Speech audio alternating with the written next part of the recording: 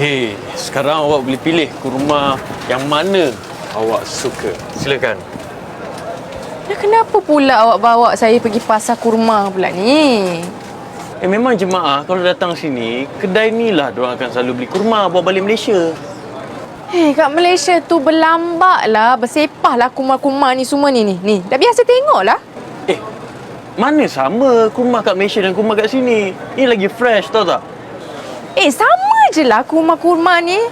Awak ni kan, saya yang tadi nak pergi beli perfume, nak pergi beli jubah yang cantik-cantik, yang murah-murah, RM20 je satu jubah tu tadi, awak tak bagi. Kat sini juga awak bawa saya.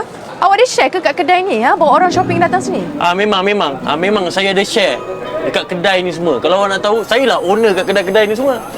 Wow. Hebat. Ya, awak ni suka lah buat saya marah. Saya dah pernah bawa sini nak beli kurma, awak nak cakap macam tu. Tak apalah, kalau tak suka tak apa. Jom kita pergi kedai lain. Jom, nak sangat pergi beli jubah, perfume. Jom. Tahu takut. Yalah Habib. Habib tish. Yalah.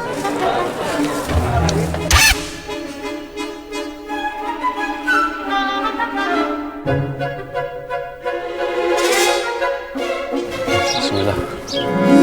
Bukit Uhud ni adalah bukit yang terpanjang, terbesar sekali dekat Madinah.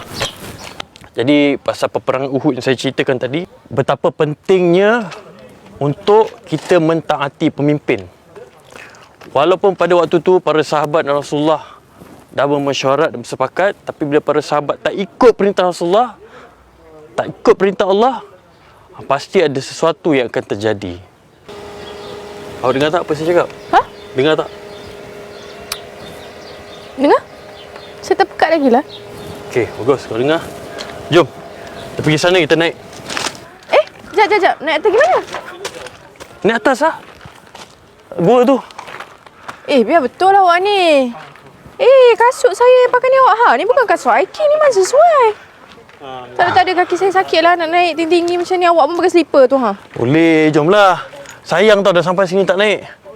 Kita kena naik. Jom. Ikut saya.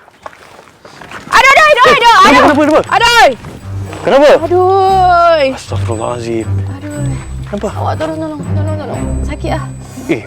Tolong. Mana boleh tolong, mana? Tolong cepat. Astaghfirullahalazim. Cepat. Tak boleh. Haram. Dah, jom. Boleh. Awak tak nak tolong, Maksudnya, kat bawah ni pun awak tak nak tolong saya. Apa lagi kalau kita naik tu, saya terjatuh, tergolek, tersungkur. Awak takkan tolong saya punya. Maka dengan itu, marilah kita pergi makan.